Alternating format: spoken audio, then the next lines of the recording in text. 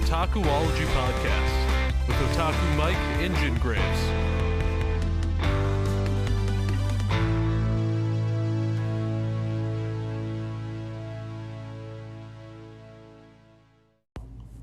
Hey all, Jen here with the Otakuology Podcast, where we like to cover a lot of nerdy things. Anime, manga, video games, TV shows, movies, and more. Anything nerdy is all stuff that we like to cover. So stay tuned for our show. So in this episode of Over the Garden Wall, we are going to cover Chapter 6, Episode 6, however you would like to call it in this mini-series. But number 6, Lullaby in Frogland. So the synopsis for this episode is Wirt and Greg take a lighthearted romp aboard the Frogland Ferry. Greg realizes that his own frog might be better off living with his amphibian cohorts, or compatriots.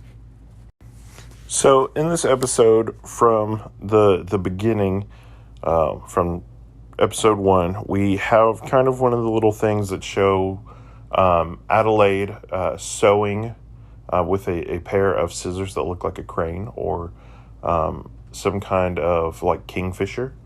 And we also have two boys playing with a toy boat near a little kind of pond thingy, or a little stream, which I've brought this up and said this before, that maybe the unknown has some kind of special thing for toys or other creatures and makes them gigantic, maybe kind of Alice in Wonderland style.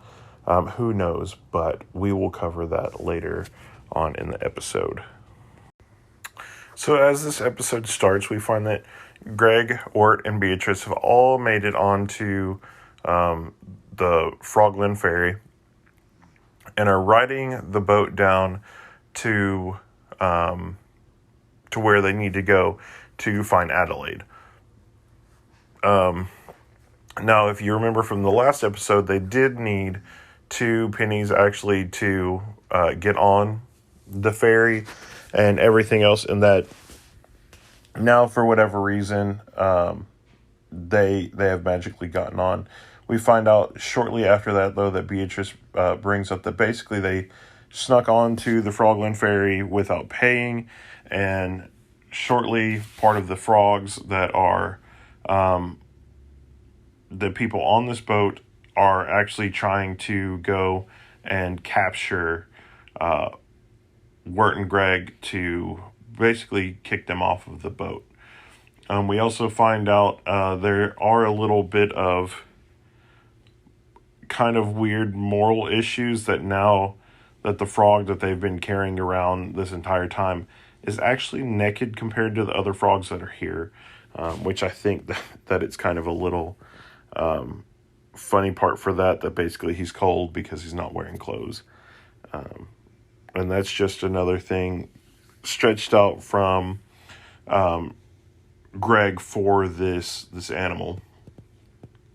Now, as they're all running around and everything, they do come into a storage thing, and it is pretty funny because Wirt actually pulls one hat out and a couple other things and puts on his cloak over the frog and everything else to just look like he's this really tall frog. Greg has on a drum over his face, which we get this really weird kind of scene where it's, hey, Wirt, drum me in the face, since that's what the costume calls for, basically. And they're part of the band.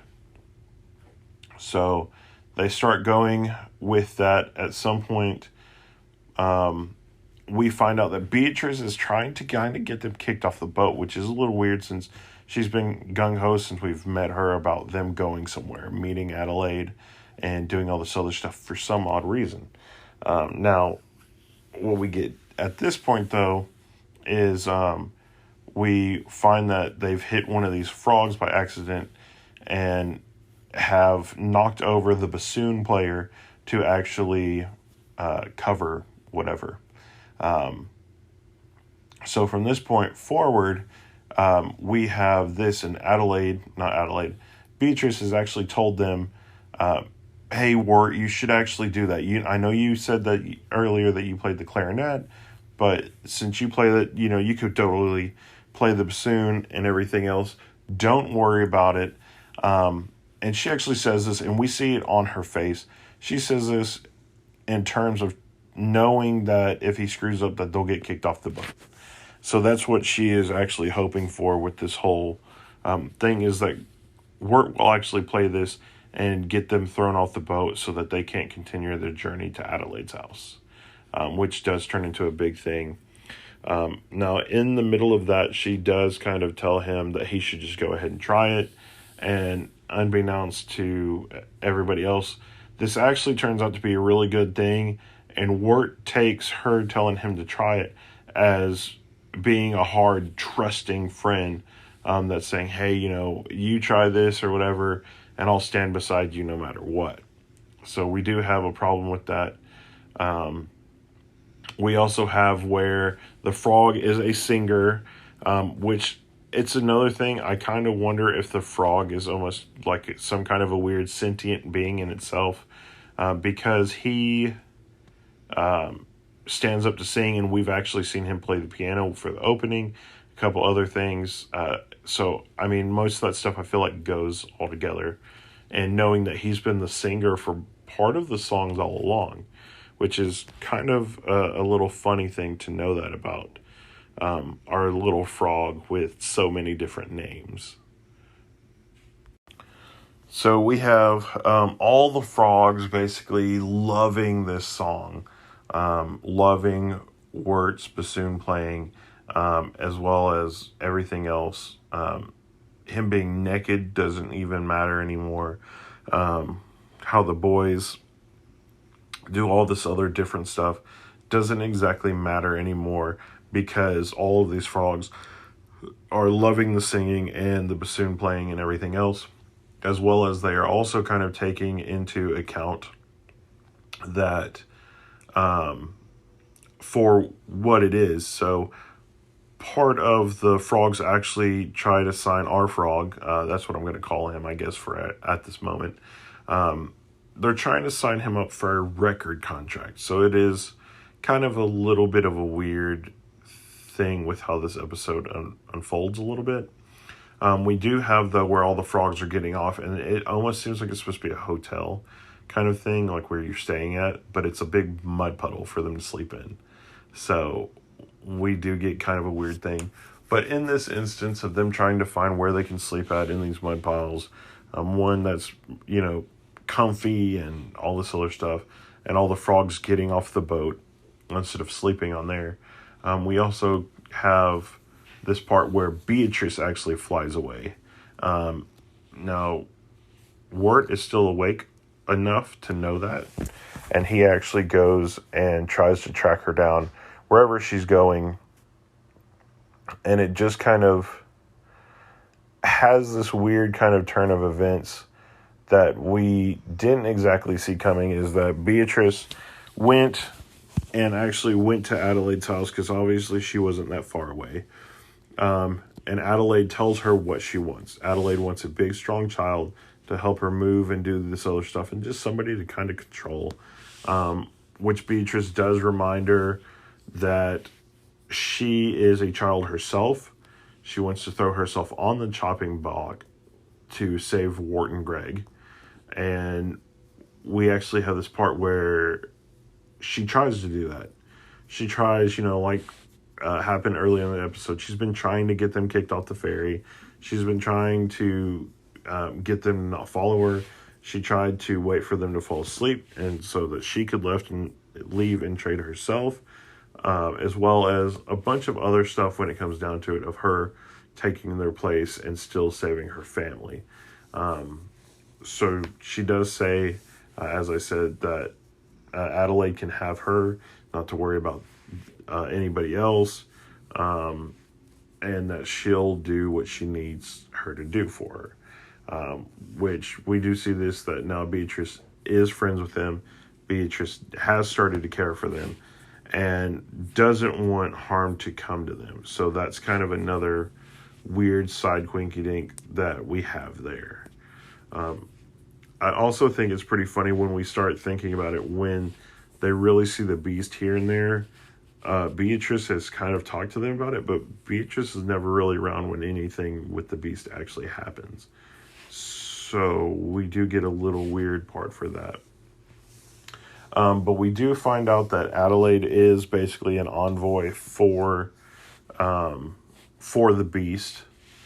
We also get this whole kind of her calling in life is basically to be a spider. She likes to make quilts and crochet and do all this other stuff. And she has strings hanging all the way around her house in different areas. And she has different ones like set up from traps from her bed that she can use. So she'll grab like one of them and pull it, and almost like a net spider web will actually pop up to catch people. So that is another thing that with Adelaide we do have, is that she kind of has this weird, almost spidery power.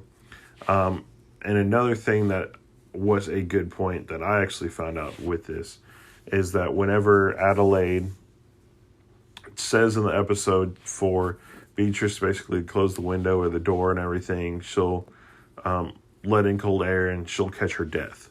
So this is actually a part in this episode for Adelaide that actually goes back to the Black Plague.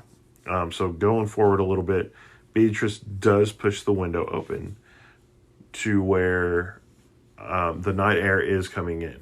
We don't know if that's somehow related to the beast or anything else, or if there's just something that's purifying that's moving over the land as well, towards Adelaide, which we have it again where she says the deathly. That's what she calls the night air, the deathly. And she ends up starting to turn to smoke, kind of like the witch after getting water thrown on her from the Wizard of Oz, and her trying to make her way to the window, but basically turning to a big set of like smog or smoke clouds, honestly. In this, as I was saying, we do find out though that it actually has historical events, which we don't know if it was played on with this episode or not. But basically, back in the time of the Black Plague, whenever everything was going on with that, you did have where people were told to keep their windows closed and everything because all of it was so bad, and that the plague could get in through your windows. So even though you had a chance of getting outside, it was also bad for you to do that at home. And so you had to make sure that you got home and closed your doors. You had to make sure all this other stuff. That way the night air wouldn't kill you, because that was a big thing that would happen. So we do get that nice little historical tidbit with this episode that pops out at some point too. And I feel like too, we do get this part where Beatrice comes down the chimney, almost like Sword in the Stone, how Watt falls down as a bird into Merlin's or Madame Mim's cottage, from him and Merlin turning into birds. And so we do have that little bit of a shout out, I feel like, for Beatrice's character in this. She tries to get the scissors. Like I said earlier, she's trying to make the deal with Adelaide and get around everything, make sure that she saves her parents, and basically sacrifices herself or volunteers herself as tribute to take the place of Wirt and Greg. Now, we do have more where the unknown is playing on people more and more and more now. And we do have this whole part where Greg and Wirt do run out with the frog. And because of Wirt seeing that Beatrice basically was working with Adelaide from the past, not so much in the future, because that's why she's trying to make sure they didn't come with her. But they ended up doing that is that he misread the situation wrong, and that Beatrice actually was going to try and turn them in. That's not what she wanted, but that's how it appeared to Wirt, and they basically ran off without her. Greg asked, which is kind of a sad moment in it, and that's kind of how the episode ends, is what are we going to do now that we don't have Beatrice? Because she's been with us for almost everything that we've known her since the very beginning. So, all right, guys. So now we're at the very end of our episode for Frogland, that episode. So we're right here at the end of it. And just kind of a recap of everything that happened. We have where the boys got on the Frogland Ferry for them to make it closer to Adelaide's house, and we actually have the encounter with Adelaide finally, which seems like it happened pretty early whenever you think about it, compared to the rest of it, of how it should be, of finding out stuff towards the end. So in this aspect, we kind of do get like a first boss, second boss kind of thing, where there's a building aspect to, okay, well, they've defeated basically Adelaide, and now they're moving on to the Beast. So this is extra little stuff that we have, that we know, as well as other things that do come along with this. We have basically where we basically have where that I brought up earlier about the Frogland Ferry, and the little tidbit that we got from the opening with this boat. So as the Frogland Ferry goes, it does seem basically that it is a toy that was put in this little stream, lake, river thingy by these two boys that we see. We have no idea about the boys. We have no idea where in reality, I guess, that they are. If they're actually part of the unknown, or if they were part of Greg and Wirt's world. I mean, they're wearing clothes that are pretty weird compared to knowing and finding out in episode 9 kind of that Wirt and Greg came from our world, basically. I mean, they didn't come from the unknown. So that is kind of the other weird thing that we have, is that we don't exactly know where these boys are from or their origins, but that we do have kind of a Alice in Wonderland aspect to this, where we see them both playing with it and they put the boat in the water. So from there, I would reckon to say that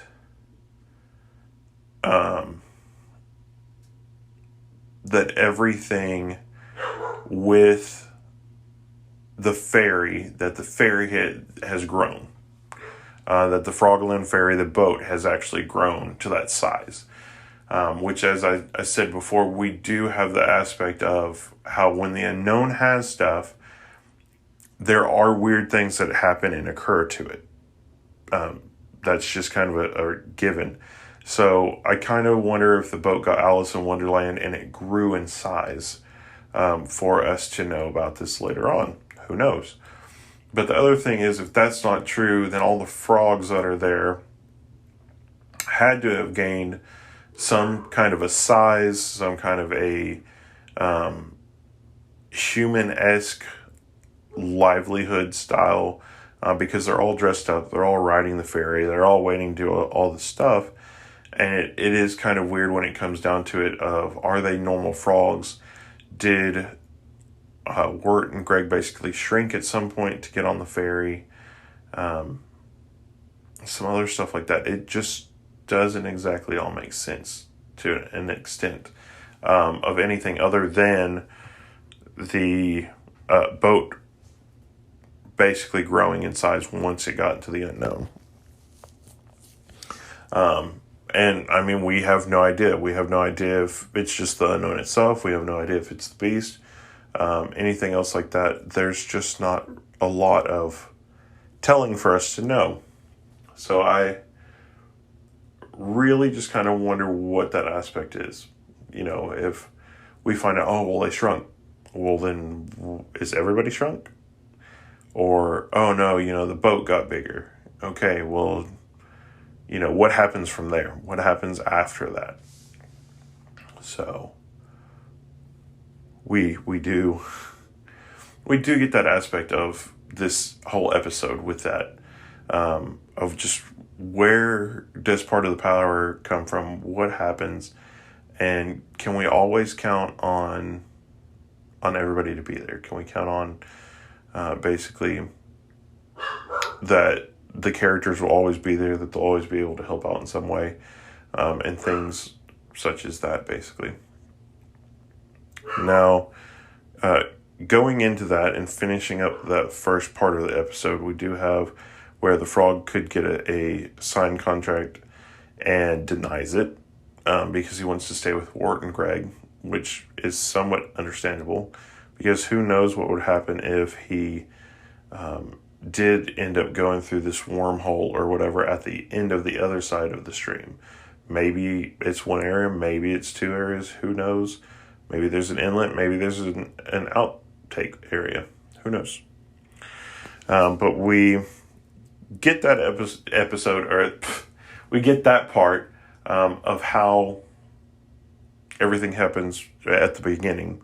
And then we also jump to the past, or the next part, the second part with that, which is they finally found Adelaide. They finally came to her. And Adelaide is this kind of creepy old woman. And I think it's really funny, if you pay close attention, everything leads up to her being a spider, or something there of a spider. She gets off the bed. She has all this other stuff around her house and all that. I mean, it's semi-messy, semi-clean. But she has a little shawl that has a spider on it, as well as when Wirt and Greg actually take a step in, she pulls the levers to let her yarn kind of open up, and she ends up grabbing a hold of both of them. So that is another weird aspect on how Adelaide is actually holding on to some of those people and making sure, whatever happens with them, that she wants to. We do find out that she just wants a big, strong child. And Beatrice does almost get away with it based off of what Adelaide wants. It's just a big, strong child. We don't know much more than that, but it is just kind of a weird coincidence, which I also wonder too. We do know, as I've said, that Adelaide works for the Beast. Point blank into the discussion with that one. But the thing is does Adelaide need this child to basically give it to? Does she need it to give it to the unknown, to the Beast? And as far as we know right now, only children seem to be the ones that people bring up that actually have this Edelwood kind of virus thing, or whatever like that. Most adults don't. So that's kind of another thing that's weird, is that we're not exactly sure. We're not exactly sure what different characters will do to affect the story, and kind of just go from there. And I mean, we've also never seen like an adult of anything that happened to it. And if it is, it's kind of left open, like the wagon driver guy, or a couple other ones. So it is actually quite well. If you've seen this episode, check it out. I think Adelaide will be one of everybody's favorite enemies in this. And yeah, I mean, just check it out. See what you like about it. I mean, every episode of Over the Garden Wall, I feel like offers a different experience for all of them, for each different individual episode. So, and I'm really amped up. I'm waiting for the books. I really want those just to know. So, super, super excited about that. But, as always, guys, see you next Tuesday. Thanks for listening. And let me know your thoughts, opinions, and other goofy stuff, in conjunction pertaining to Over the Garden Wall. So, anyway, thanks for listening. I will catch y'all later on. Jen out, as always. See you next Tuesday.